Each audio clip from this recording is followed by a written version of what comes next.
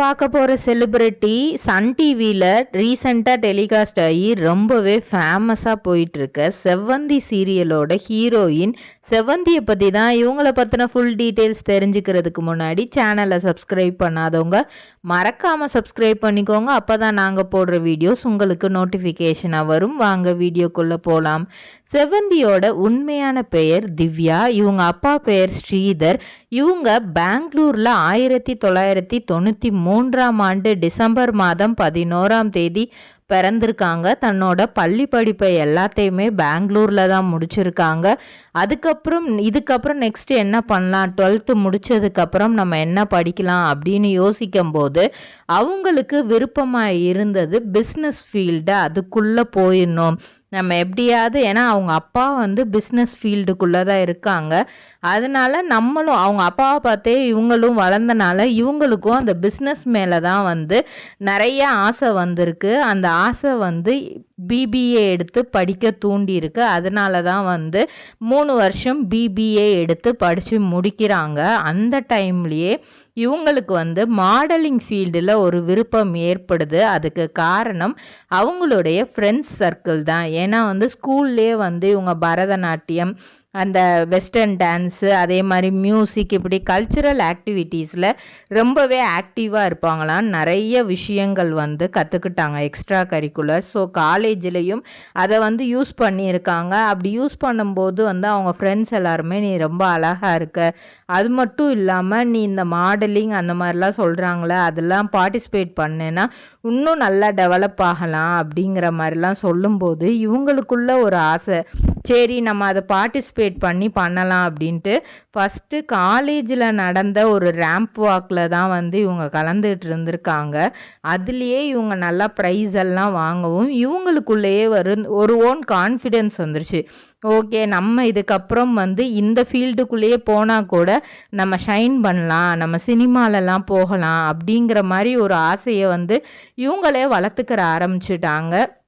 எப்போவுமே நம்மளோட கனவு அப்படிங்கிறது பேரண்ட்ஸோட சப்போர்ட் இல்லாமல் ஃபுல்ஃபில்லாக நம்ம பண்ண முடியுமா அப்படின்னு கேட்டால் அது கஷ்டம்தான்.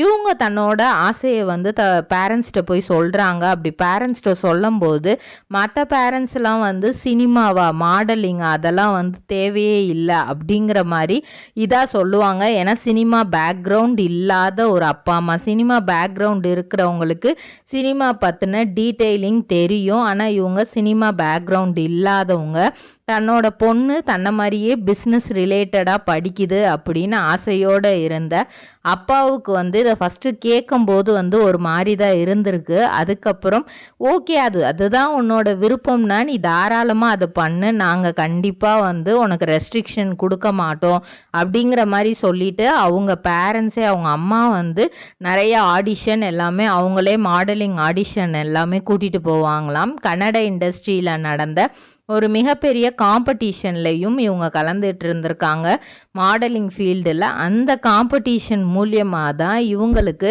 சன் டிவியில் அழகி சீரியலில் ஒரு வாய்ப்பு கிடைக்கிது. அந்த டைம்லேயே இவங்களுக்கு ஒரு யோசனை என்ன அப்படின்னா, நம்ம ஆசைக்கு ஏற்றாப்படியே அப்பா அம்மா நம்மளை சினிமாவில், சீரியலில் எல்லாத்துலேயுமே விடுறாங்க. அதே மாதிரி அவங்க ஆசை பிரகாரம் நம்மளும் படித்ததை ஃபுல்லாக இது பண்ணி கம்ப்ளீட்டாக படிச்சிடணும் அப்படிங்கிறதுக்காக கோயம்புத்தூரில் எம்பிஏ படிக்கிறாங்க. ஏன்னா அழகி சீரியல் அந்த டைம் இங்கே நடக்குது. இவங்க பெங்களூரில் இருந்து இங்கே அழகி சீரியலுக்காக ஷூட்டிங்க்கும் வராங்க. அதனால கோயம்புத்தூர்லேயே எம்பிஏவும் பண்ணி முடிக்கிறாங்க.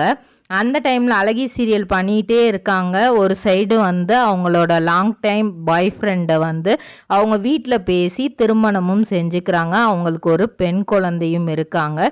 இந்த நிலையில் இவங்க போயிட்டு வந்துட்டு இருக்கிறதுனால அவங்க ஹஸ்பண்டுக்கும் இவங்களுக்கும் இடையில சின்ன சின்ன மிஸ் அண்டர்ஸ்டாண்டிங் ஏற்படுது. அந்த சின்ன மிஸ் அண்டர்ஸ்டாண்டிங் ஒரு கட்டத்தில் டைவர்ஸ் அப்படின்னு போய் நிற்கிது. மியூச்சுவலாக நம்ம டைவர்ஸ் பண்ணிக்கலாம் அப்படின்னு சொல்லிட்டு அவங்க ஹஸ்பண்ட் திவ்யா கிட்ட பேசுகிறாரு. இந்த மாதிரி இதுக்கப்புறம் உனக்கும் எனக்கும் செட் ஆகாது, அதனால நம்ம பிரிஞ்சிடலாம் அப்படின்னு சொல்கிறாங்க. அவங்க அப்பா அம்மா நிறைய சொல்லி பார்க்குறாங்க, இல்லை அந்த மாதிரிலாம் வந்து பண்ணாதீங்க, உங்களுக்குன்னு ஒரு குழந்தை வந்துருச்சு, அந்த குழந்தைய பற்றி நீங்கள் 2 பேருமே யோசிக்கணும் அப்படின்னு நிறைய விஷயங்கள் சொல்கிறாங்க. இருந்தாலுமே கூட அவங்க அதெல்லாம் பெருசாக காதில் வாங்கலை. ஸோ டைவர்ஸ் வாங்கிடுறாங்க. அதுக்கப்புறம் என்ன பண்ணுறது, நெக்ஸ்ட் ஸ்டெப் என்ன எடுத்து வைக்கிறது அப்படின்னு யோசிக்கும் போது 2017 சன் டிவியிலேருந்து திரும்ப பொன்னூஞ்சல் அப்படிங்கிற ஒரு சீரியலுக்கு நடிக்கிறதுக்கு இவங்களுக்கு வாய்ப்பு கிடைக்குது. திரும்ப அந்த சீரியலுக்காக வராங்க. அப்போ தான் இவங்க அர்ணவை மீட் பண்ணுறாங்க. ஃபஸ்ட்டு ஒரு நல்ல ஃப்ரெண்ட்ஸாக இருக்காங்க. அதுக்கப்புறம் அர்ணவ் தன்னோட ஃபேமிலி பற்றி சொல்ல ஆரம்பிக்கிறாரு. என்னோட ஒய்ஃப் வந்து இறந்துட்டாங்க, என்னோட சிப்ளிங்ஸ் அதாவது அண்ணன் அக்கா தங்கச்சி எல்லாருமே மலேசியாவில் இருக்காங்க அப்படிங்கிற மாதிரி சொல்கிறாரு. ஆனால் இவர் வந்து அந்த டைமில் மலேசியாவில் வந்து பண்ணிட்டு வந்து ஒரு மிகப்பெரிய விஷயத்தை இவங்க கிட்ட இருந்து மறைச்சிட்டாரு. அவங்களும் வந்து இவர் வந்து நம்மக்கிட்ட உண்மையாக இருக்காரு அப்படின்னு நினச்சிக்கிட்டு அவங்களும் எனக்கும் கல்யாணம் ஆயிடுச்சு, எனக்கும் ஒரு பெண் குழந்தை இருக்குது, ஆனால் எனக்கும் டைவர்ஸ் ஆயிடுச்சு அப்படின்னு சொல்கிறாங்க. நாளடைவில் இவங்களுக்குள்ள காதல் ஏற்பட்டு திருமணத்துக்கு இதாகும்போது அவங்க அப்பா அம்மா, எப்போவுமே சப்போர்ட் பண்ணுற அப்பா அம்மா, இந்த டைம் வந்து முஸ்லீம் பையனா அதெல்லாம் வேண்டாம், இதெல்லாம் செட் ஆகாதுமா, விட்டுரு, உனக்குன்னு ஒரு பொம்பளை பிள்ளை இருக்குது, அதை நீ பார்த்துக்கணும் இப்படின்லாம் நிறையா சொல்கிறாங்க. இருந்தாலும் வந்து இவங்க லவ் பண்ணிட்டனால இவங்க முஸ்லீம் சைட்லேயே வந்து கல்யாணமும் அந்த ஸ்டைல்லே வந்து கல்யாணமும் பண்ணிக்கிறாங்க. அந்த டைமில் தான் அர்ணவுக்கு வந்து விஜய் டிவிலேருந்து செல்லம்மா அப்படிங்கிற ஒரு சீரியலில் நடிக்க வாய்ப்பு கிடைக்கிது. அதோட ஹீரோயின் அன்ஷிதாவோட வந்து ஃப்ரெண்ட் ஆகிறாரு. அந்த ஃப்ரெண்ட்ஷிப் ஃபஸ்ட்டு திவ்யாவுக்கு தெரியுது. அது ஃப்ரெண்ட்ஷிப்பாக இருந்த வரைக்கும் அவங்களும் பெருசாக எதுவும் ரியாக்ட் பண்ணல. நாளாக அது கொஞ்சம் அந்த ஃப்ரெண்ட்ஷிப் வந்து கொஞ்சம் பேச்சுவார்த்தை எல்லாம் மாறுறது இவங்களுக்கு தெரிஞ்சு இவங்க ஃபஸ்ட்டு கண்டிக்கிறாங்க. சரி, நம்ம ஹிந்து ஸ்டைலில் வந்து ஒரு மேரேஜ் பண்ணிக்கலாம், நம்ம அப்பா அம்மா இப்போ நம்மளை அக்செப்ட் பண்ணிக்கிட்டாங்க, ஹிந்து ஸ்டைலில் ஒரு மேரேஜ் வந்து அவங்க பார்க்கணுன்னு ஆசைப்படுறாங்க, அதனால் அப்படி பண்ணிக்கலான்னு அர்ணவ்ட்ட வந்து சொல்லும்போது கூட அர்ணவ் ஓகே பண்ணிக்கலாம் அப்படின்னு சொல்லிட்டு ஹிந்து ஸ்டைல்லையும் மேரேஜ் பண்ணிக்கிறாங்க. இவங்க கன்சீவும் ஆகிறாங்க. அந்த டைமில் தான் வந்து ரொம்ப இவங்களோட அன்ஷிதா அர்ணவோட பிரச்சனை வந்து ரொம்ப பெருசாக மாறுது. திவ்யா வந்து இவங்கள பற்றி ஃபுல்லாக தெரிஞ்சுக்க ஆரம்பிக்கிறாங்க. அப்போ தான் வந்து மலேசியாவில் இவர் ஒரு டிரான்ஜெண்டர் உமனை வந்து லவ் பண்ணி ஏமாந்திட்டு வந்த விஷயமே வந்து இவங்களுக்கு திவ்யாவுக்கு வந்து தெரிய ஆரம்பிக்குது. அதுக்கப்புறம் தான் உமன்ஸ் ஹராஸ்மெண்ட் கேஸில் வந்து இவங்க வந்து கேஸ் எல்லாம் ஃபைல் பண்ணுறாங்க. இவங்களுக்கு வந்து அழகிய பெண் குழந்தையும் பிறக்குது. ஆனால் அர்ணவ் வந்து எனக்கு அன்ஷிதா தான் வேணும் அப்படிங்கிற மாதிரி வந்து பிரிஞ்சு போயிட்டார் ஒரு கட்டத்தில். இவங்களும் நம்மளுக்கு 2 பெண் குழந்தைங்க இருக்காங்க, அந்த பெண் குழந்தைய வந்து நம்ம பார்த்துக்கணும், இவங்க வந்து நம்மளை தேடி வராதப்ப நம்மளும் அவங்கள தேடி போகக்கூடாது, இது வரைக்கும் பட்ட கஷ்டம் எல்லாம் போதும், நம்ம சிங்கிள் உமனாக இருந்து கண்டிப்பாக சிங்கிள் மதராக இந்த 2 குழந்தையும் வளர்க்க முடியும், அதுவும் பேரண்ட்ஸ் சப்போர்ட் இருக்கும்போது தாராளமாக அதை பண்ண முடியும் அப்படிங்கிறதுக்காக இவங்க இப்போ பேரண்ட்ஸ் சப்போர்ட்டோட தான் இந்த 2 குழந்தையுமே வளர்த்துட்டு இருக்காங்க. இவங்களுக்கு சன் டிவியில் இருந்து செவந்தி சீரியலுக்காக நிறைய விருதுகளும் கொடுத்தாங்க. ஏன்னா வந்து நிறைய அவார்ட்ஸ் வாங்கினாங்க. அதுலேயும் பெஸ்ட்டு மதராக தான் செவந்தி சீரியல்லையுமே வந்து இவங்க நடிச்சிருப்பாங்க. போல்டு கேரக்டராக அவங்களுக்கு கொடுத்துருப்பாங்க. அந்த சீரியலுமே இப்போ நல்லாவே போயிட்டுருக்கு.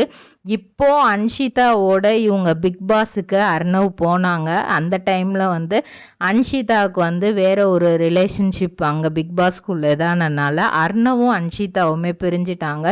இப்போது அர்ணவ் வந்து திவ்யாவோடையும் சேர முடியாமல் இந்த சைடு எதுவும் இல்லாமல் வந்து டோட்டலாக வந்து மிஸ்டேக் எல்லாமே இப்போவுமே திவ்யா மேலே தான் மிஸ்டேக்கு, என் மேலே மிஸ்டேக் இல்லை அப்படிங்கிற மாதிரிலாம் சொல்கிறாங்க. திவ்யா வந்து அவங்களோட தரப்பு என்ன நியாயம் இருக்கோ அதை அவங்க வந்து பதிவு பண்ணிகிட்டே இருக்காங்க. ஒவ்வொரு டைமும் அவங்களோட கேஸும் வந்து ஒரு சைடு வந்து போயிட்டே தான் இருக்குது. அவங்களோட லைஃப் வந்து இதுக்கப்புறம் அந்த 2 பெண் குழந்தைங்க தான் அப்படின்னு எந்த இன்டர்வியூலையுமே அவங்க வந்து சொல்லிகிட்டே தான் இருக்காங்க. எனக்கு என் பெண் குழந்தைங்க இருக்காங்க, அது போதும் என் லைஃப்பை லீட் பண்ணுறதுக்கு, நான் பார்த்துக்கிருவேன் அப்படிங்கிற மாதிரி தான் அவங்க பதிவு பண்ணிகிட்ருக்காங்க. இதே மாதிரி பல செலிப்ரிட்டிஸோட பயோகிராஃபி தெரிஞ்சுக்கிற சேனலை மறக்காமல் சப்ஸ்கிரைப் பண்ணிக்கோங்க. சொந்தமாக தொழில் தொடங்கணும்னு ஆசையா? ஆனால் முதலீடு நினச்சி கவலையாக இருக்கா? கவலை விடுங்க. ஆர்ஆர்ஆர் ட்ரேடிங் கம்பெனி இப்போ உங்களை ஒரு வெற்றிகரமான பிஸ்னஸ் மேனாக மாற்ற ரெடியாக இருக்கும். முக்கிய அம்சங்கள் என்னென்னா, பாக்குமட்டை தட்டு தயாரிப்பு தொழில் ரொம்ப சிம்பிள், ஆனால் லாபம் அதிகம். நாங்களே லோனும் அரேஞ்ச் பண்ணி தரோம். இதில் ஸ்பெஷல் என்னென்னா 25% 35% வரைக்கும் மானியமும் கிடைக்கும். உயர்தர மிஷின்ஸ் மற்றும் தரமான ரா மெட்டீரியல்ஸ் வருஷம் முழுக்க நாங்களே சப்ளை பண்ணிடுவோம். நீங்கள் தயாரிக்கிற தட்டுக்களை நாங்களே நேரடியாக வாங்கிக்கிறோம். வாழ்க்கையில் ஜெயிக்க இதுதான் சரியான நேரம். உடனே கால் பண்ணுங்க. தொடர்புக்கு 8015983336. ஆர்ஆர்ஆர் ட்ரேடிங் கம்பெனி, உங்கள் முன்னேற்றத்திற்கு எங்களது கரம்.